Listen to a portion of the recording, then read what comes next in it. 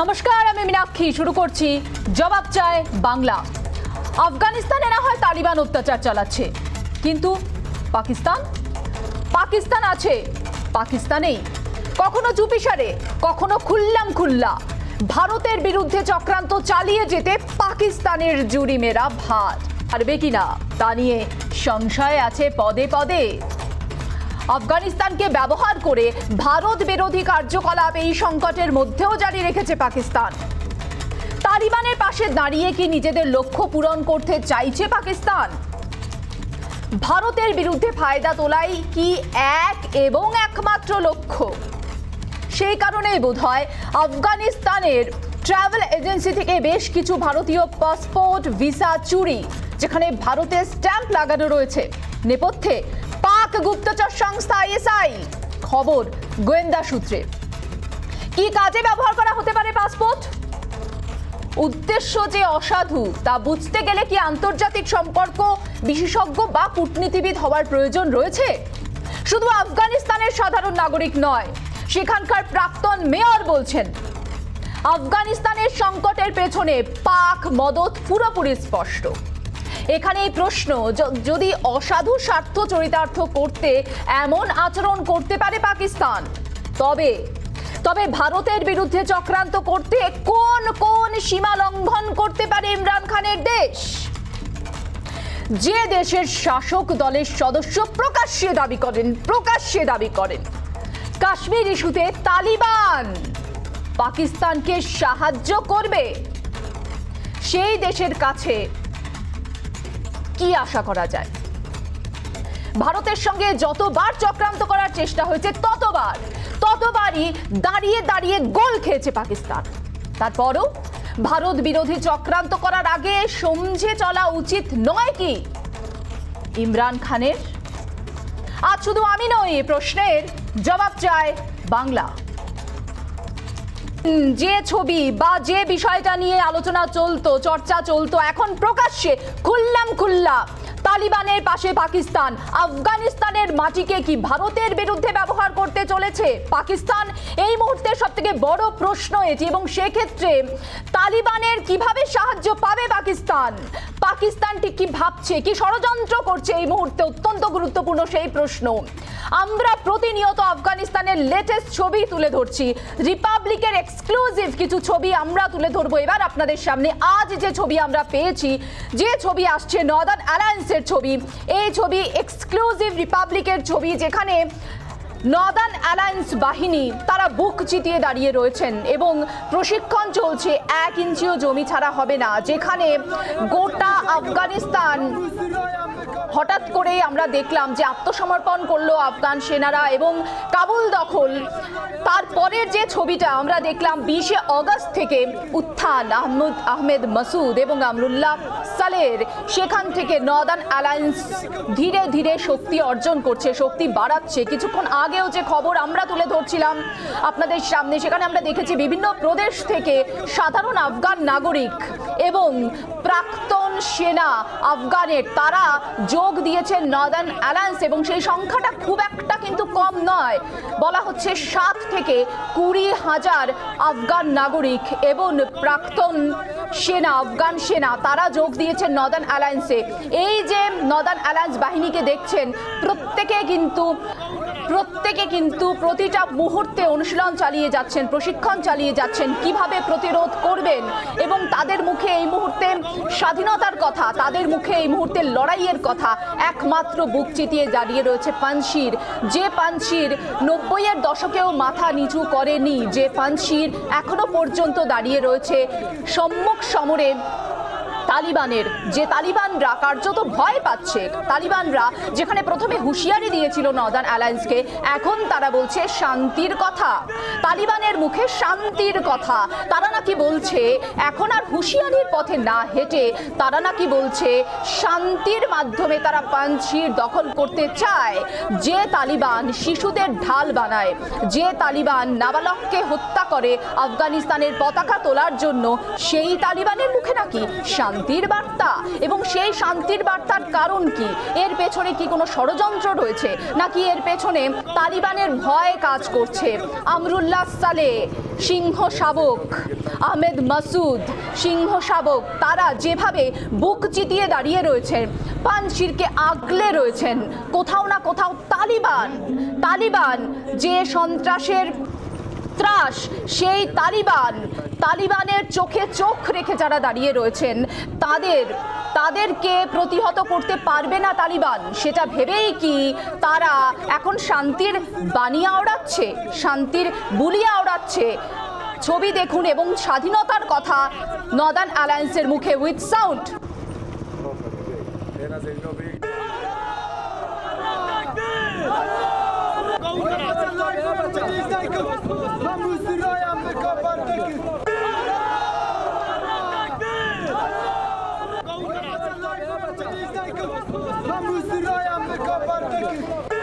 এই প্রতিরোধ পাঞ্চশির যেখানে সৃষ্টি করেছে, সেখানেই আফগানিস্তানের মাটিকে ব্যবহার করছে পাকিস্তান।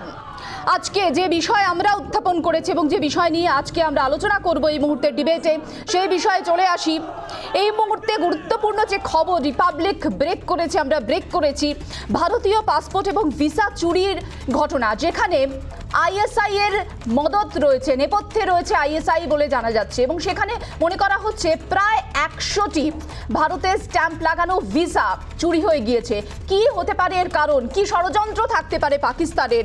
আফগানিস্তানের মাটিকে যেন জঙ্গিদের বিচরণ স্থল হিসেবে ব্যবহার করা না হয়। রাষ্ট্রপুঞ্জে মানবাধিকার কমিশনের যে বৈঠক, সেখানে আমরা বলতে শুনেছিলাম, ভারতকে উদ্বেগ প্রকাশ করতে শুনেছিলাম এই বিষয়ে। তাহলে ভারতের উদ্বেগ কোথাও না কোথাও কি সত্যি হচ্ছে?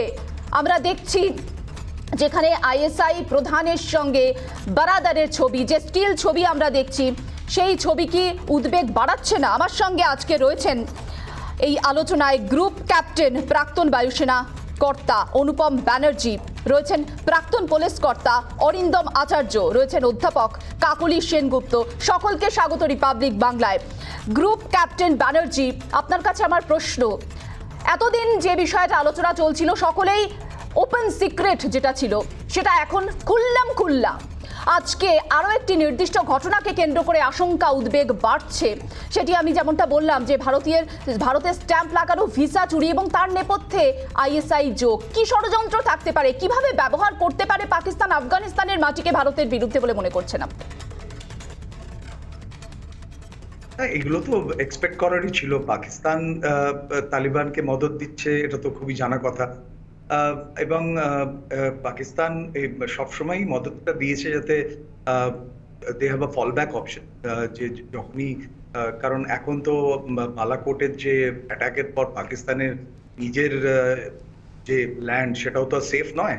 তো তারা আফগানিস্তানের যে ভূখণ্ড, সেটাকে ইউজ করবে ভারতের এগেনস্টে, সেটা স্বাভাবিক, এটা জানাই ছিল। এগুলো যে পাসপোর্ট ভিসা চুরি হয়েছে, সেগুলো ভারতে নাশকতামূলক কাজে ইউজ করা হবে, এগুলো জানার কথা। পাকিস্তান চিরকালই কাউন্টারফিট নোট, কাউন্টারফিট পাসপোর্ট, এগুলো ভারতে পাচার করে লোক ঢোকায়।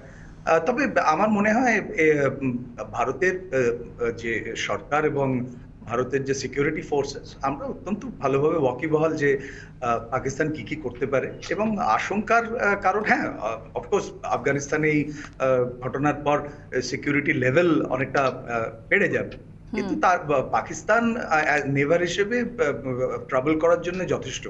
তো আমার মনে হয় না আফগানিস্তানে খুব একটা বড় কিছু ফারাক পড়বে। হ্যাঁ, আমাদের আরো বেশি কেয়ারফুল থাকতে হবে। আজকে তো আপনি দেখলেন সিডিএস জেনারেল বিপিন রাওয়াত অত্যন্ত ক্লিয়ারলি বলেছেন যে আফগানিস্তানের ল্যান্ড যদি ইউজ করা হয়, Bharat will take it seriously. Security forces আর তারা খুব অত্যন্ত ওয়াকিবহাল এই ব্যাপার। আমরা পাকিস্তানকে কোনোদিনই বিশ্বাস করিনি এবং এই ঘটনা তো বিশ্বাস করার কোনো কারণ নেই। এবং পাকিস্তান এবং তালিবানের যে যোগসাজশ, সেটা দুনিয়াকে হয়তো ওরা বোকা বানাতে পারে, কিন্তু ভারতকে বোকা বানানো সম্ভব ছিল না। সিকিউরিটি ফোর্স ভালোভাবেই জানতো পাকিস্তান এবং তালিবানের কি উদ্দেশ্য। এটাই যে বিশ্বের সামনে এটা খুব তাড়াতাড়ি চলে এসেছে। হয়তো আজকে যেমন জেনারেল রাওয়াত বলেছেন 2 মাস পরে হওয়ার কথা ছিল, সেটা 2 মাস আগে হয়েছে। এটা হওয়ারই ছিল। এখানে আমার একটা প্রশ্ন, কাকলির কাছে যাব। এখানে একটা প্রশ্ন, যেখানে নীলাম ইরশাদ শেখ নেত্রী তিনি বলছেন ইসলামাবাদ আফগানিস্তান দখলে তালিবানকে সাহায্য করেছে ইসলামাবাদ, বিনিময়ে তালিবান এবার কাশ্মীর দখল করে পাকিস্তানের হাতে তুলে দেবে। এবং পাকিস্তানের একটি সংবাদ মাধ্যমের একটি অনুষ্ঠানে এমন বক্তব্য তিনি বলেছেন, যেটা পুরো সেই অংশটি আমি কিছুক্ষণের মধ্যে আপনার বক্তব্যের পরেই সেটি দেখাবো। এই যে শুরু থেকেই তালিবানকে কিভাবে ব্যবহার করতে পারে পাকিস্তান, এই বিষয়টা কিন্তু পাকিস্তানের মাথায় রয়েছে এবং সে কারণেই ভারতের বিরুদ্ধে ব্যবহারের ক্ষেত্রে কাশ্মীরই একমাত্র লক্ষ্য। সেই কাশ্মীর লক্ষ্য করে তালিবানকে কিভাবে তালিবানের সাহায্য নিতে পারে পাকিস্তান বলে মনে করছেন আপনি? এটা কি আমার জন্য ছিল প্রশ্নটা? কাকলিদি, আমার মনে হয় what is most important কিছু ফ্যাক্টরস আমাদের মাথায় রাখতে হবে, যে আফগানিস্তানকে যেন টেররিজমের ভূমি হিসেবে না ব্যবহার করা হয়। সেটা খালি ভারতবর্ষের কনসার্ন নয়, ইউরোপীয় দেশের কনসার্ন এবং ওয়েস্টার্ন কমিউনিটি, তারা সবাই আন্তর্জাতিক community, they have all voice their concerns যে it should not be used as a hub for any kind of terrorist activity. Now, having said that, Pakistan এখন কি চাইছে? পাকিস্তান চাইছে obviously তার স্ট্র্যাটেজিক যে অ্যাডভান্টেজ গুলো সেটা এনহান্সড হয়। সেটা কিভাবে এনহান্সড হয়েছে? তালিবান টেক ওভারে এনহান্সড হয়েছে। এবং আরেকটা জিনিস, আপনারা যদি কিছুদিন আগে পাকিস্তানের প্রধান ইমরান খানের বক্তব্য শুনে থাকেন, উনি বলেছেন যে America should not impose it's values on Afghanistan.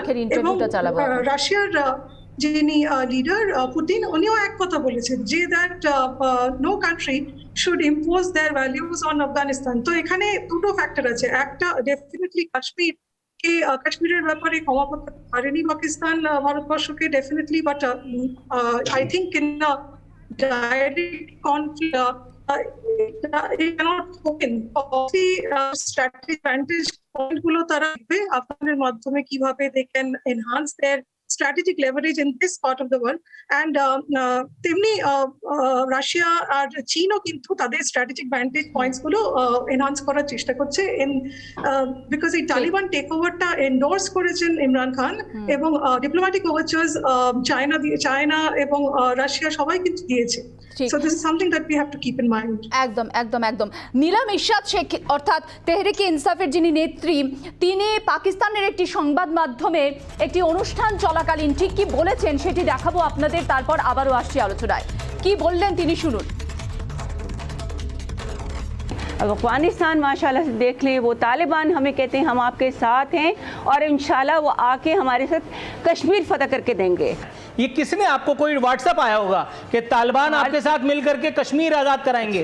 वाकई ऐसा कोई ख्वाब देखती हैं आप? किसने दिखाया है? इंशाल्लाह। ये कैसे, किसने आपको बताया? आप न्यूज़ आपको पता है आपने क्या कहा है? नहीं सुनते मैडम, आपको पता ही नहीं है, जाके देखते नहीं है।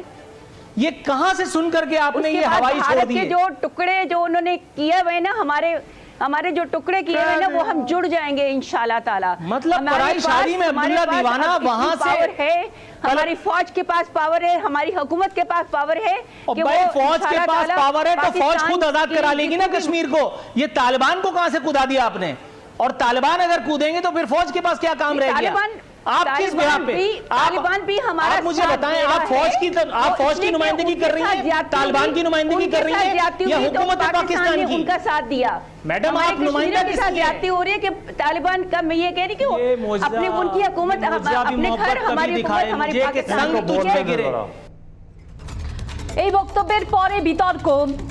আমার সঙ্গে অরিন্দম আচার্য রয়েছেন, প্রাক্তন পুলিশ কর্তা। আমরা দেখেছি পাক অধিকৃত কাশ্মীরে উল্লাস, সেই উল্লাসের ছবিও কিন্তু ধরা পড়েছে কাবুল দখল করার পর, তালিবান কাবুল দখল করার পর। এবং এই লক্ষ্যে এগোনোর জন্য কতটা নৃশংস হতে পারে পাকিস্তান, কতটা ষড়যন্ত্র করতে পারে পাকিস্তান, কি মনে করেন আপনি? সর্বপ্রথম আমি ইন্ডিয়া গভর্নমেন্টকে অসংখ্য ধন্যবাদ জানাই যে অপারেশন দেবী শক্তি গত 24 আর 2021 থেকে এখন পর্যন্ত ভারত সরকার খুব গুরুত্বপূর্ণ ভূমিকা নিয়ে বিনা রক্তপাতে 800 থেকে 825 জন ভারতীয় শুধু নয়, এবং ইন্ডিয়া গভর্নমেন্ট যে অ্যানাউন্সমেন্ট করেছে শুধু শিখ হিন্দু নয়, যারা নির্যাতিতা অসহায় আফগান তাদেরকেও ইন্ডিয়া শেল্টার দেবে। তার জন্য 1000 থ্যাঙ্কস টু ইন্ডিয়া গভর্নমেন্ট। এবার আপনাকে বলি, আপনার বোধহয় মনে আছে যে এই যে উইং কমান্ডার অভিনন্দন, তাকে পাকিস্তান ছেড়ে দিল কেন? কারণ পাকিস্তান জানে এই ভারত হচ্ছে 1962 নয়, এই ভারত শুধু বোফোর্স কামান নিয়ে বসে নেই, তাদেরকে বাধ্য করেছে যে আজকে আমরা যদি অভিনন্দনকে না ছাড়ি তাহলে আজকে পাকিস্তানকে সমুদ্রে মিশিয়ে দেবে ইন্ডিয়া। অতএব এই ক্ষেত্রে আমি আপনাকে বলবো যে এক্স মিলিটারি থেকে শুরু করে হাজার হাজার তরুণ তরুণী যেভাবে রক্তক্ষয়ী সংগ্রাম ঝাঁপিয়ে পড়েছে এবং দুর্বার গতিতে এগিয়ে চলেছে, তার সামাল দেওয়া সহজ নয়। এবার কাশ্মীর প্রসঙ্গে আপনাকে বলি, আজকে আপনারা এই আলোচনা করছেন খুব সুন্দর, কিন্তু কাশ্মীর আজকে জন্মের থেকেই তো আজকে পাকিস্তান হচ্ছে কি তার ডিএনএ তে তো আজকে সন্ত্রাসের রক্ত রয়েছে। অতএব এই ক্ষেত্রে 2019 সালে 081 বলে একটা code number, STD code number পাকিস্তানের গুপ্তচর সংস্থা আইএসআই স্টার্ট করেছিল, এবং আমি মনে করি যে ইন্ডিয়া গভর্নমেন্ট ঠিক সময় মতো 370 অ্যাপ্লাই করেছে, যেটা আজ থেকে 20 বছর আগে শুরু করা উচিত ছিল। এবং এই কাশ্মীরকে এরা কিন্তু, আমি এর আগেও বলেছি যে এই কাশ্মীরকে কিন্তু ওরা আজকে দাবার গুটির মতো ব্যবহার করে আমাদের ইন্ডিয়াতে যে 135 কোটি মানুষ আছে, আমি আপনাকে বলছি তার মধ্যে কিন্তু 5 কোটি মানুষ রয়েছে যারা আজকে বিশ্বাসঘাতক গদ্দার। তাদেরকে আজকে খুঁজে বের করে তাদের এগেইনস্টে কিন্তু সিরিয়াস অ্যাকশন নিতে হবে, তা নয়তো আমরা কিন্তু ভাবতে পারছি না যে পাকিস্তান যে আজকে চিন্তা ভাবনা করেছে। আপনি জানেন যে থ্রু আউট ওয়ার্ল্ড আজকে 143টা হচ্ছে গিয়ে জঙ্গি সংগঠন, এবং তার মধ্যে হচ্ছে আল কায়দা আফগানিস্তান, আল কায়দা আইএসআই পাকিস্তান, আল কায়দা লস্কর ই তৈবা থেকে শুরু করে ISI Iraq, ISI Syria, Libya, Yemen থেকে শুরু করে জয়শি মোহাম্মদ কাশ্মীর, পাকিস্তান থেকে শুরু করে আজকে অনুষ্ঠানই শেষ হয়ে যাবে। এরা হচ্ছে গিয়ে বর্বর। আমি আপনাকে বলছি পাকিস্তানের জনগণ অত্যন্ত ভালো, তারা এই শাসককে পছন্দ করে না, কিন্তু তারা আজকে চোরের মতো কারগিলে যে এসেছিল সামনাসামনি লড়াই করো, যুদ্ধ হবে সামনাসামনি লড়াই, কিন্তু চোরের মতো আজকে কারগিলে উঠেছিল যে আজকে ইন্ডিয়ার সাথে আমরা পারবো না। অতএব ভারতের আপামর জনসাধারণ থেকে শুরু করে সমস্ত শ্রেণীর মানুষকে আজকে ইউনাইটেড হয়ে এই অসভ্য বর্বর দেশ যারা আজকে এই অসভ্য এই তালিবানকে সাপোর্ট করছে, তাদের বিরুদ্ধে কিন্তু আজকে রুখে দাঁড়াবার সময় এসছে বলে আমার দৃঢ় বিশ্বাস। অরিন্দম বাবু, আপনার বক্তব্য অনুযায়ী ভারত যে তীক্ষ্ণ নজর রেখেছে সেটা কিন্তু স্পষ্ট হচ্ছে, কারণ তালিবান বদলায়নি, নতুন সহযোগী পেয়েছে তালিবান। আফগানিস্তানে তালিবানের যে এই মুহূর্তে নৃশংসতা চলছে, বর্বরতা চলছে, সেই ছবি দেখে কিন্তু ইতিমধ্যেই ভারত তীক্ষ্ণ নজর রেখেছে। এবং 3 বাহিনীর প্রধান বিপিন রাওয়াত আজকে ঠিক কি বলেছেন আমরা নজর রাখবো। সেখানে তিনি বলছেন আফগানিস্তানে তালিবানি শাসন কায়েম কিন্তু প্রত্যাশিতই ছিল, এবং তিনি বলছেন ভারতের chief of defence staff Bipin Rawat বলছেন যে ভারতের জঙ্গি কার্যকলাপের চেষ্টা হলে উপযুক্ত জবাব দেওয়া হবে। তালিবান জঙ্গিদের হুঁশিয়ারি দিয়েছেন বিপিন রাওয়াত এবং বলেছেন তালিবান বদলায়নি, বদলেছে তালিবানের বন্ধু। দেখুন।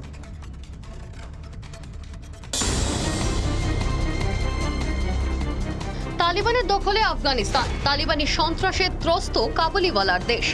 আফগানিস্তান জুড়ে চলছে নির্মম অত্যাচার ও নির্বিচার হত্যালীলা। আফগানিস্তানের স্থাপত্য ধ্বংস করছে জল্লাদরা। নাগরিকদের নিরাপদে সরিয়ে নিয়ে যেতে ব্যস্ত বিশ্বের বিভিন্ন দেশ। একসময় আফগানিস্তানে $300 কোটি বিনিয়োগ করেছে ভারত। সে দেশের 34টি প্রদেশে ভারতের উদ্যোগেই চলছে একাধিক প্রকল্প নির্মাণের কাজ। এই অবস্থায় ভারতের অবস্থান স্পষ্ট জানিয়ে দিলেন chief of defence staff Bipin Rawat. Everything that has happened was something that had been anticipated. Only the timelines have changed. So as from the Indian perspective, we were anticipating a Taliban takeover of Afghanistan. পাক তালিবান যোগ দিনের আলোর মতো স্পষ্ট হওয়ার পাশাপাশি ক্রমেই জোরালো হচ্ছে তালিবান বেজিং যোগ। তালিবানিদের প্রতি বেজিং সরাসরি বন্ধুত্বপূর্ণ সম্পর্কের বার্তা দেওয়ার পর কাবুলে তালিবান নেতার সঙ্গে দেখা করলেন এক চীনা কূটনৈতিক। সরাসরি পাকিস্তান বা চীনের নাম না করলেও তালিবানিদের নতুন সহযোগী নিয়েও মুখ খুলেছেন Bipin Rawat. The same Taliban that was there 20 years ago, the news reports and reports from the expats who have come from there are all telling us the kind of activities that Taliban is into. All that has happened is that the partners have now changed. It's the same Taliban with different partners. আফগানিস্তানে তালিবানি রাজ কায়েমের পর সন্ত্রাসবাদী কার্যকলাপের আশঙ্কা প্রকাশ করে তালিবান জঙ্গিদের হুঁশিয়ারি দিয়েছেন ভারতের chief of defence staff. So as far as Afghanistan is concerned, we will make sure that any activity which is likely to flow out of Afghanistan and then find its way into India will be dealt with in the manner in which we are dealing with terrorism in our country. We are concerned about what is happening anywhere in the region because it's not just a northern neighbor, even a western neighbor has these nuclear weapon systems. So we are surrounded by two neighbors which are armed with these strategic weapons. So I think conventionally we are very strong. So we are quite capable of dealing with the adversaries with our conventional forces. আফগানিস্তানের অস্থির পরিস্থিতির ওপর নজর রাখছে ভারত। ভারতীয়দের দেশে ফেরানোই এখন প্রধান লক্ষ্য।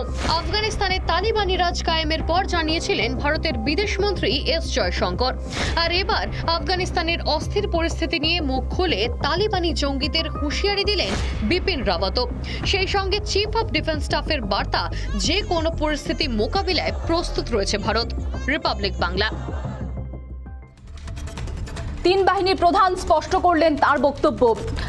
আমরা স্পষ্ট করলাম আমাদের বক্তব্য, অর্থাৎ আমাদের দেশ স্পষ্ট করলো তাদের বক্তব্য। কিন্তু আমাদের প্রতিবেশী রাজ্য বাংলাদেশ কি ভাবছে? বাংলাদেশের একজন প্রাক্তন মন্ত্রী তিনি কিছুদিন আগে জবাব চায় বাংলা ডিবেটে এসেছিলেন এবং তিনি বললেন যে আমাদের সরকার জিরো টলারেন্স, সন্ত্রাসের বিরুদ্ধে জিরো টলারেন্স নীতি নিয়েছে। আজ কিছুক্ষণ আগে একটি ইন্টারভিউতে সিনিয়র এডিটর ময়ূক রঞ্জন ঘোষকে বাংলাদেশের প্রাক্তন মন্ত্রী কি বললেন শোনাবো আপনাদের। আমাদের প্রতিবেশী রাজ্য কি ভাবছে অত্যন্ত গুরুত্বপূর্ণ আমাদের কাছে, শুনুন। আমরা বারবার বলছি যে গুড তালিবান ব্যাড তালিবান বলে কিছু হয় না। তালিবানেরা বর্বর, তালিবানেরা জল্লাদ, তালিবানেরা মধ্যযুগীয় একটা গোড়ামি নিয়ে আসে। ঠিক সেভাবেই পাকিস্তানও তো, পাকিস্তান ভাবে হয়তো তারা বদলে গেছে। পাকিস্তান কি সত্যিই বদলে গেছে? বাংলাদেশে আপনি তো দেশভাগের ক্ষত আপনার মনে আছে, আপনার ৭১-এর যুদ্ধ মনে আছে। পাকিস্তান কি কোথাও বদলে গেছে, না পাকিস্তান সেই সন্ত্রাসীদেরকেই নিজের ঘরে আশকারা দিচ্ছে? পাকিস্তান এখন পর্যন্ত তার পররাষ্ট্র নীতি বলেন, তাদের আভ্যন্তরীণ নীতি বলেন, সেখানে সাম্প্রদায়িকতার থেকে তারা সরে আসেনি, সুতরাং তারা বদলায়নি। দুই, তারা সন্ত্রাসবাদকে তারা রাষ্ট্রীয়ভাবে লালন করে এবং রাষ্ট্রীয়ভাবে রপ্তানি করার চেষ্টা করে, সুতরাং পাকিস্তান বদলায়নি। আর ভালো তালেবান আর খারাপ তালেবান বলে কিছু নাই। আমি একটা কথা বলি, সেটা হচ্ছে যে সৎ রাজাকার বলে কিছু নাই, আর পরেশগার জঙ্গি বলে কিছু নাই। সব জঙ্গি দানব, সব রাজাকার দানব মানুষরূপী। সুতরাং ভালো তালেবান আর খারাপ তালেবান এইটা বলে কিছু নাই আর কি। সাম্প্রদায়িকতা সাম্প্রদায়িকতা, যে আপনি একটু কম সাম্প্রদায়িক সেই জন্য হালাল, আর আপনি বেশি সাম্প্রদায়িক সেজন্য আপনি হারাম। এইভাবে রাজনীতিতে বিভাজন করা ঠিক না। সাম্প্রদায়িকতাকে এক পাল্লায় মাপবেন, কখনো দুই পাল্লায় মাপবেন না, তাহলে আমরাই ধোঁকা খেয়ে যাব।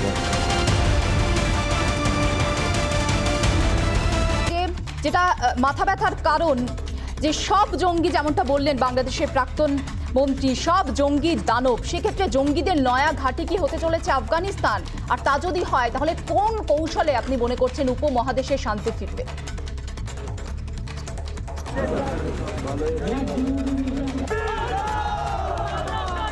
গ্রুপ ক্যাপ্টেন ব্যানার্জি শুনতে পাচ্ছেন? আপনি শুনতে পাচ্ছেন? হ্যাঁ হ্যাঁ হ্যাঁ, ক্লিয়ার স্যার, প্লিজ বলুন। হ্যাঁ, দেখুন, উপমহাদেশে শান্তির সব থেকে বড় যে হিন্ড্রেন্স সেটা তো পাকিস্তান, সে সম্বন্ধে কোনো ডাউট নেই।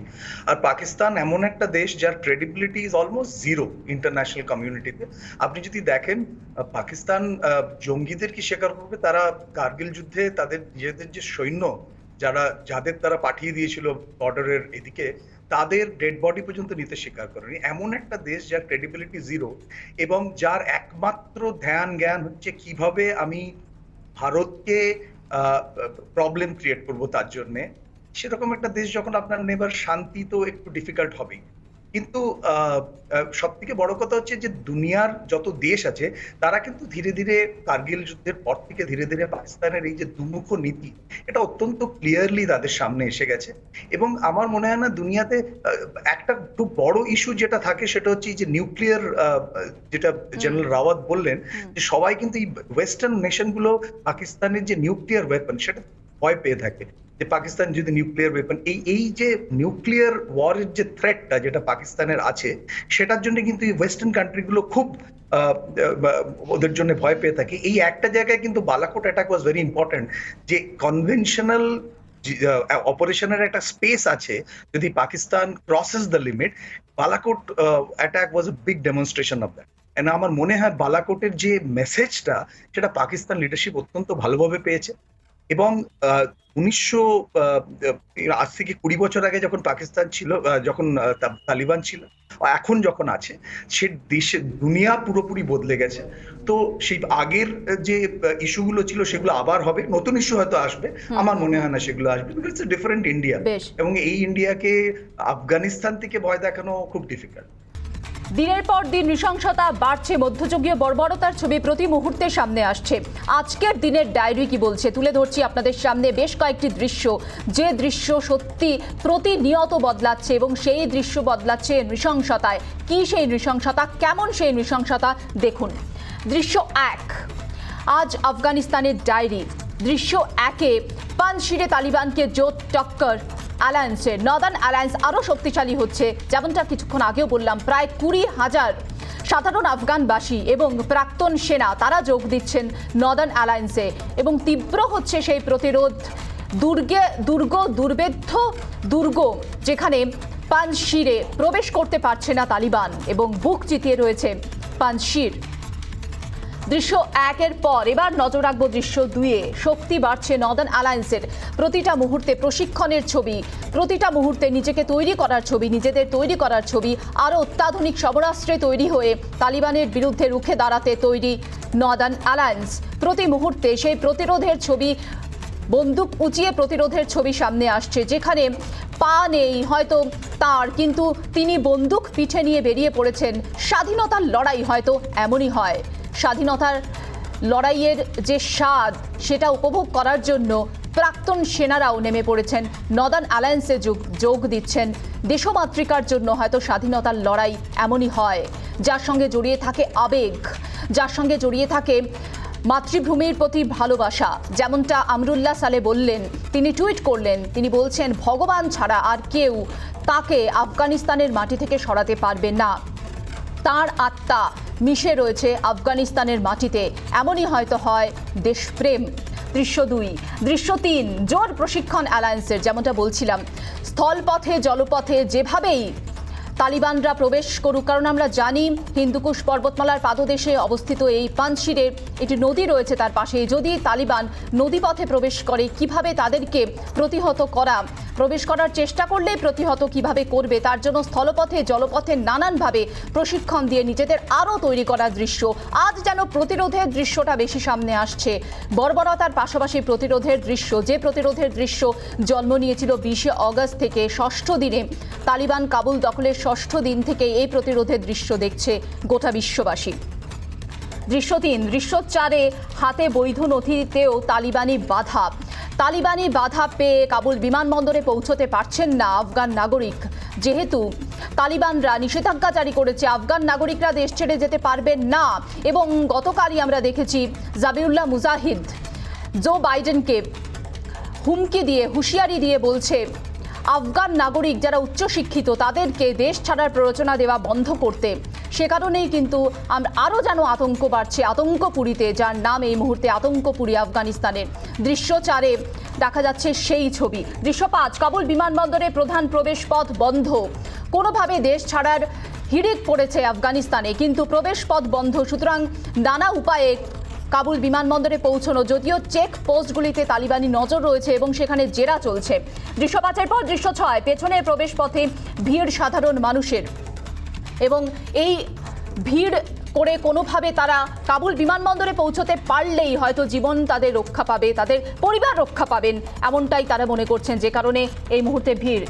দৃশ্য 7, চীনা রাষ্ট্রদূত তালিবান বৈঠক। অত্যন্ত গুরুত্বপূর্ণ কূটনৈতিক দিক থেকে চীনা রাষ্ট্রদূত তালিবান বৈঠক। যে চীন তালিবানের পাশে রয়েছে বলে ইতিমধ্যেই বার্তা দিয়েছে, এবার চীনা রাষ্ট্রদূতের সঙ্গে তালিবানি বৈঠক। চীন কি চায়, কিভাবে আফগানিস্তানকে ব্যবহার করতে চায়, তালিবানকে ব্যবহার করতে চায়, সেটা ধীরে ধীরে প্রকাশ পাচ্ছে। এবং তাদের যে চীন সাধারণত দুমুখ নীতির জন্য পরিচিত, সেই দুমুখ নীতি ঠিক কী নিতে চাইছে এই মুহূর্তে, সেটাও প্রকাশ্যে আসছে। দৃশ্য 8, হামিদ এবং আব্দুল্লাহর সঙ্গে মোতলাকা কাহতানির বৈঠক অত্যন্ত গুরুত্বপূর্ণ।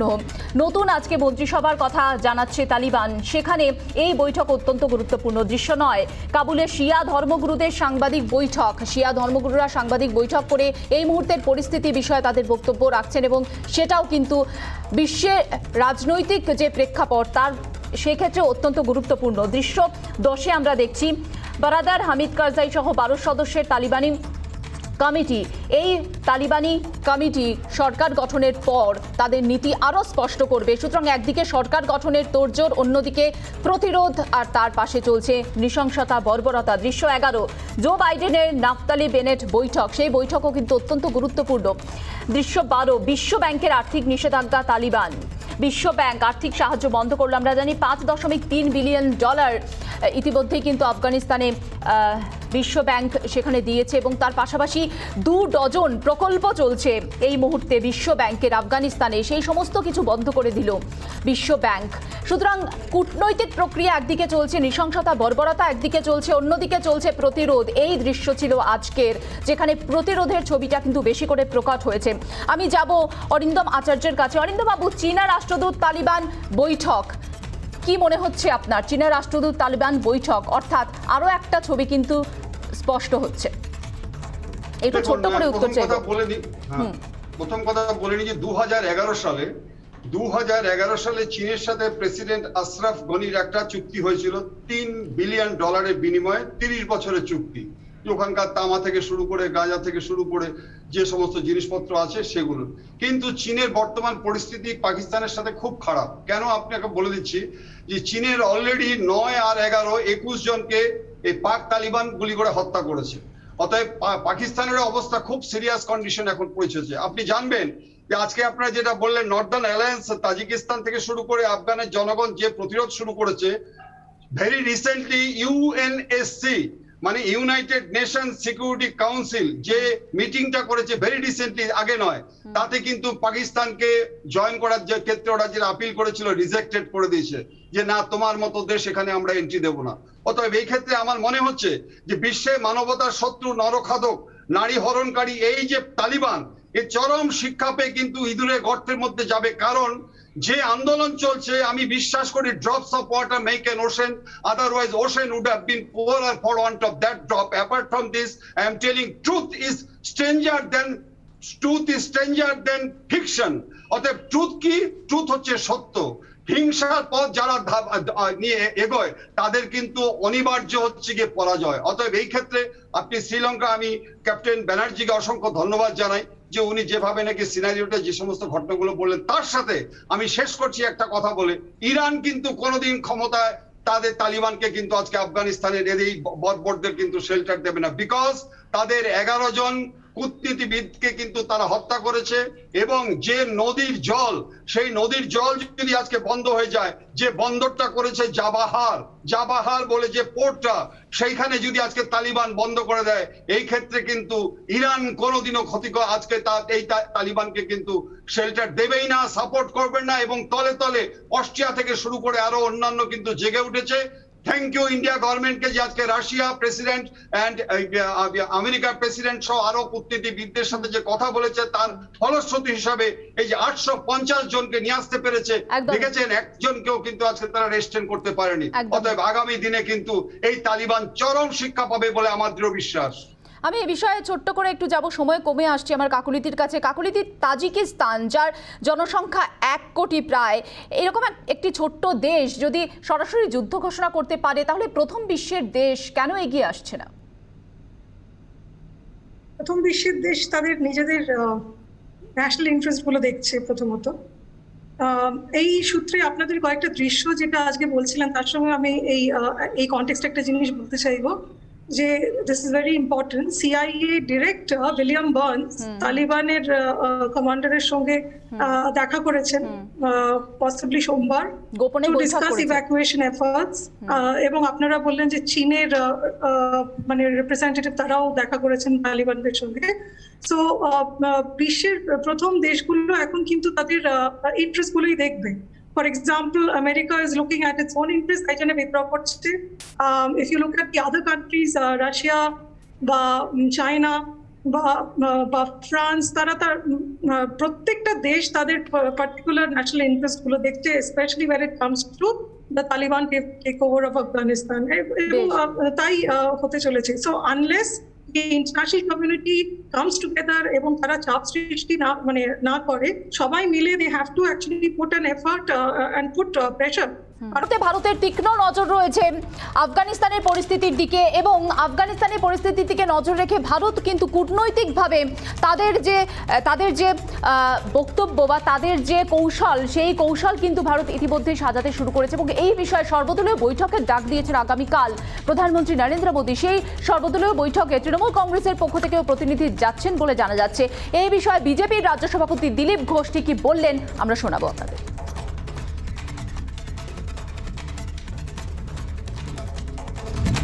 এই যে তালিবান রাজ চলছে, টিএমসির মতো একটি পার্টি যারা সর্বভারতীয় পার্টি হতে যাচ্ছেন, যাদের নেত্রী প্রধানমন্ত্রী হতে যাচ্ছেন, তাদের রোলটা কি আছে, তাদের স্ট্যান্ড কি আছে, তারা সেই মিটিংয়ে গিয়ে কি বলবেন আমরা জানতে চাইছি, বাংলার মানুষ জানতে চায়। কারণ পুলওয়ামা ঘটনার পরে তার পাকিস্তানের সঙ্গে সুর মিলিয়ে বলেছিলেন যে বিজেপি জেতার জন্য এই ঘটনা করিয়েছে। বালাকোটে যে ভারতীয় সেনা সেখানে যে স্ট্রাইক করেছে, সার্জিক্যাল স্ট্রাইক, তার প্রমাণ চেয়েছিলেন। আমাদের মুখ্যমন্ত্রী তথা টিএমসির নেতারাও সেই প্রমাণ চেয়েছিলেন। আমাদের দেশের সরকার তথা প্রধানমন্ত্রী তথা সেনার উপরে যাদের বিশ্বাস নাই, তারা তালিবানদের নিয়ে কি বলতে চান আমরা জানতে চাই। আফগানিস্তানের পরিস্থিতির দিকে নজর রয়েছে এবং তার জন্যই আগামীকাল সর্বদলীয় বৈঠকের ডাক প্রধানমন্ত্রী নরেন্দ্র মোদীর। তাতে দিলীপ ঘোষের বক্তব্য, বিজেপির রাজ্য সভাপতি দিলীপ ঘোষের বক্তব্য, তৃণমূল কংগ্রেসের পক্ষ থেকে কি বলা হয় সেটি জানা অত্যন্ত গুরুত্বপূর্ণ, এবং সেদিকে তাদেরও নজর থাকবে।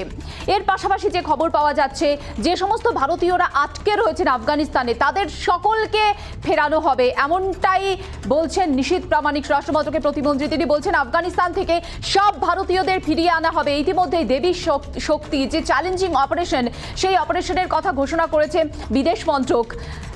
কেন্দ্রীয় প্রতিমন্ত্রী নিশীথ প্রামাণিকের বক্তব্য আজ, তিনি বললেন যে সমস্ত ভারতীয়কে ফিরিয়ে আনা হবে, কারণ প্রত্যেকটি ভারতীয় নিরাপত্তার দায়িত্ব বিদেশ মন্ত্রকে রয়েছে, এবং প্রত্যেকটি ভারতীয় যাতে নিরাপদভাবে দেশে ফেরে সেদিকে কিন্তু নজর থাকবে বিদেশ মন্ত্রকে। সেই বিষয়টি স্পষ্ট করা হয়েছে নিশীথ প্রামাণিকের পক্ষ থেকে। দেবী শক্তি যে অপারেশন, সেই অপারেশনে কিন্তু চ্যালেঞ্জও রয়েছে, কারণ আমরা যেমনটা বলছিলাম এই চ্যালেঞ্জটা কোথায়, কাবুল বিমানবন্দরে যাওয়ার আগে যে সমস্ত চেক পয়েন্ট রয়েছে সেগুলো অতিক্রম করা অত্যন্ত গুরুত্বপূর্ণ, এবং সেই চেক পয়েন্টগুলোতে তালিবানি জেরা চলছে, তালিবান জেরা করছে, কি কারণে কে কোথা থেকে আসছেন যাচ্ছেন সমস্ত দিকে তালিবান তীক্ষ্ণ নজর রেখেছে, এবং তারা কাবুল বিমানবন্দরে যাওয়ার যে সমস্ত রাস্তা, সেই সমস্ত রাস্তায় একাধিক চেক পয়েন্ট বসিয়েছে, যে কারণে কাবুল বিমানবন্দরে পৌঁছতে পারলেই কিন্তু দেশে ফিরে আসাটা সহজ, কিন্তু কাবুল বিমানবন্দরে পৌঁছানোটাই চ্যালেঞ্জ। যেখানে আমরা জানি কাটতে পারওয়ানের যে গুরুদ্বারা, সেই গুরুদ্বারাতে 200 জন শিখ ধর্মাবলম্বী মানুষ তারা আটকে রয়েছেন, এবং সেখান থেকে কাবুলের বিমানবন্দরের দূরত্ব 10 কিলোমিটার। যে 10 কিলোমিটার অতিক্রম করা সব থেকে বড় চ্যালেঞ্জের বিষয় এই মুহূর্তে, এবং তাদেরকে নিরাপদে ফিরিয়ে আনা যেমনটা চ্যালেঞ্জ, সেই নিরাপত্তার কথা ভেবেই নতুন অপারেশনের কথা জানাচ্ছে কেন্দ্রীয় সরকার। দেবী শক্তি এই নতুন অপারেশন, যেভাবে দেবী দুর্গা অসুরকে বধ করেছিলেন এবং মানুষকে, সাধারণ মানুষকে তিনি রক্ষা করেছিলেন, তেমনি কিন্তু এই দেবী শক্তির চ্যালেঞ্জিং অপারেশন নিয়ে নিরাপদভাবে দেশে ফেরানোই চ্যালেঞ্জ এই মুহূর্তে ভারত সরকারের কাছে। নজর রাখবো আমাদের পরবর্তী খবরের দিকে।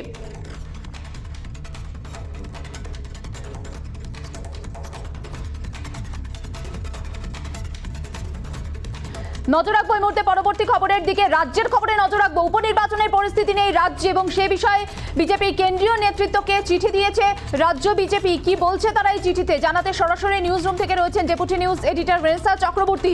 রেনেসা, কি কারণ দেখানো হচ্ছে বিজেপির পক্ষ থেকে, কি কারণে বলা হচ্ছে রাজ্যে উপনির্বাচনের পরিবেশ নেই? একদমই মীনাক্ষী, এই বিষয়ে একটা বিষয় তোমাকে জানিয়ে রাখি যে তৃণমূল কংগ্রেস যখন একদিকে কেন্দ্রীয় নির্বাচন কমিশনের দ্বারস্থ হতে চাইছে, আলোচনা চাইছে, তাদের সাথে দেখা করতে চাইছে, সময় চেয়েছে তারা, ঠিক তখনই উপনির্বাচন নিয়ে তাদের যখন এই উদ্যোগ দেখা যাচ্ছে তখন বিজেপির কেন্দ্রীয় নেতৃত্বকে চিঠি দিচ্ছে রাজ্য নেতৃত্ব। এবং সেখানে আমি একটু আমার ক্যামেরা পার্সনকে নিউজ রুমে যিনি রয়েছেন তাকে বলবো যে একটু যদি জুম করা যায়, সেখানে 8 দফা, এই মোবাইলে একটু আগে যে ব্রেকিং নিউজ আমরা পেয়েছি সেটা দেখাতে চাইবো যে 8 দফা কারণ তুলে ধরা হয়েছে রাজ্য বিজেপির তরফ থেকে। সেখানে বলা হচ্ছে যে রাজ্যে কোভিড পরিস্থিতি চলছে এবং এই পরিস্থিতিতে কোনোভাবেই উপনির্বাচন করা সম্ভব নয়, লোকাল ট্রেন চলছে না, বাস চললেও সেটা কম মানুষ নিয়ে চলছে এবং আরও বেশ কিছু কিন্তু কারণ দেখানো হয়েছে, যেখানে বলা হচ্ছে যে পুজোর মরশুম আসছে, সেপ্টেম্বর অক্টোবর মাস থেকেই কিন্তু রাজ্যে পুজোর মরশুম শুরু হয়ে যাবে। ইতিমধ্যেই পাশাপাশি আরও কয়েকটা কারণ তুলে ধরা হয়েছে, যেখানে উৎসবের মরশুম, কোভিড পরিস্থিতি চলছে, বিধিনিষেধ এখনও আরোপ রয়েছে। এর পাশাপাশি এই কোভিড পরিস্থিতির দোহাই দিয়েই 122টি পুরসভায় তৃণমূল কংগ্রেস তারা পুরসভার নির্বাচন আটকে রেখেছে, এমনই অভিযোগ রাজ্য বিজেপি নেতৃত্বের তরফ থেকে করা হচ্ছে। শুধু তাই নয়, আরও বেশ কিছু গুরুত্বপূর্ণ বিষয় বলা হয়েছে, যেমন বলা হয়েছে যে এই সরকার, তৃণমূল কংগ্রেসের সরকার, তারা মেজরিটি নিয়ে এসছে, সেখানে এতগুলো সংখ্যা তাদের সঙ্গে থাকা সত্ত্বেও মাত্র 7টা কেন্দ্রের উপনির্বাচন নিয়ে তারা এত কেন চিন্তিত এবং সেই 7টি কেন্দ্রের নির্বাচন যদি না হয় তাতে কিছু যায় আসবে না, এরকম একগুচ্ছ 8 দফা দাবি তারা কেন্দ্রীয় নেতৃত্বকে পাঠিয়েছে রাজ্য বিজেপি। এবং তুমি জানো যে নির্বাচন কমিশনের তরফ থেকে ইতিমধ্যেই কিন্তু বিভিন্ন দলগুলির মতামত চেয়ে পাঠানো হচ্ছে এবং যেটা সূত্র মারফত আমরা জানতে পারছি যে কেন্দ্রীয় নেতৃত্ব এই যে মতামত রাজ্য বিজেপির তরফ থেকে দেওয়া হয়েছে সেটা নিয়ে কেন্দ্রীয় নির্বাচন কমিশনের দফতরে যাবে এবং তাদের মতামত জানাবে। একেবারে রেনেসা, তুমি আমাদের সঙ্গে থাকো। এই বিষয়ে বিজেপির রাজ্য সভাপতি দিলীপ ঘোষ কি বলেছেন আমরা শুনবো। আমরা আমাদের কেন্দ্রীয় কমিটিকে আমাদের বক্তব্য জানিয়ে দিয়েছি, তারা অন্যান্য প্রদেশ, বাংলা যেখানে যেখানে উপনির্বাচন সব সম্মিলিতভাবে তাদের মত জানাবেন কমিশনকে। আমরা যেটা আগে বলেছি ওটাই বলছি, নতুন কিছু বলছি না। প্রথম থেকে দাবি জানিয়ে আসছি আগে পুরনির্বাচন সাধারণ মানুষের স্বার্থে হওয়া উচিত, কারণ সেখান থেকে পরিষেবা পাওয়া যায়। আজ জনপ্রতিনিধির নিচে নাই বলে মানুষের অনেক কষ্ট হচ্ছে, বিশেষ করে এই যে প্রাকৃতিক দুর্যোগে পরিষেবা পাওয়ার উপায় নেই, তো সেটা কেন হচ্ছে না? রেনেসা, এই বিষয়ে তৃণমূল কংগ্রেসের পক্ষ থেকে যে নির্বাচন কমিশনে তারা গিয়ে সেখানে তারা দরবার করেছেন এবং তারা বলেছেন যে তারা দরকার পড়লে চাপ সৃষ্টি করবেন এবং পাল্টা বিজেপির পক্ষ থেকে এই মুহূর্তে চিঠি। তাহলে উপনির্বাচন নিয়ে কেউই যে তাদের অবস্থান থেকে এতটুকু নড়বেন না এবং এই বিবাদ যে, এই বিতর্ক যে আরো জোরালো হবে পশ্চিমবঙ্গের রাজনীতিতে, সেটা তো স্পষ্ট। রেনেসা, একদমই উপনির্বাচন নিয়ে গত কয়েক মাস আমরা বলতে পারি যে যেদিন থেকে রেজাল্ট বেরিয়েছে তারপর থেকেই দেখতে পাচ্ছ যে একদিকে তৃণমূল কংগ্রেস তাদের সুর চড়াচ্ছে উপনির্বাচন করার জন্য, অন্যদিকে রাজ্য বিজেপি নেতৃত্ব তারা বারবারই তাদের গলা চড়িয়েছে কি বিষয়ে, যে রাজ্যে কোভিড পরিস্থিতি চলছে এবং এই কোভিড পরিস্থিতির দোহাই দিয়ে যখন 122টি পুরসভায় ভোট করানো যাচ্ছে না, রাজ্যের সরকার সেটা করাতে পারছে না বা করাতে চাইছে না, এমন অভিযোগ রাজ্য বিজেপির তরফ থেকে করা হচ্ছে। তাহলে কোন যুক্তিতে, আরও একবার বলতে চাইব, কোন যুক্তিতে তারা উপনির্বাচনের জন্য এত জোর দিচ্ছে? সুতরাং বুঝতেই পারছো যে উপনির্বাচন নিয়ে সম্মুখ সমরে দুই পক্ষ, একদিকে তৃণমূল কংগ্রেস আর অন্যদিকে বিজেপি। এই সমস্যা যে খুব শীঘ্রই মিটবে না এমনটা বলাই যায় যতক্ষণ না রাজ্যের নির্বাচন কমিশন, কেন কেন্দ্রীয় নির্বাচন কমিশন এই বিষয়ে তাদের সিদ্ধান্ত জানায়। একেবারে অসংখ্য ধন্যবাদ রেনেসা তোমাকে। রেনেসা ছিলেন আমাদের ডেপুটি নিউজ এডিটর সরাসরি নিউজ রুম থেকে। এবং উপনির্বাচনের জন্য এবার 8 দফা কারণ দেখিয়ে চিঠি কেন্দ্রীয় নেতৃত্বকে বিজেপির। এই বিষয়ে যে বিজেপি আরও সুর চড়াবে সেটা স্পষ্ট এবং রাজনীতি এই নিয়ে যে আরও তীব্র হবে সেটাও স্পষ্ট, এই বিতর্ক যে আরও তীব্র হবে সেটাও স্পষ্ট। আপাতত জবাব চাই বাংলার ব্রেকিং সেগমেন্ট থেকে বিদায় নিচ্ছি। এরপর দেখুন 294 দেশের 1 নম্বর হিট নিউজ শো নজর থাক রিপাবলিক বাংলায়। নমস্কার।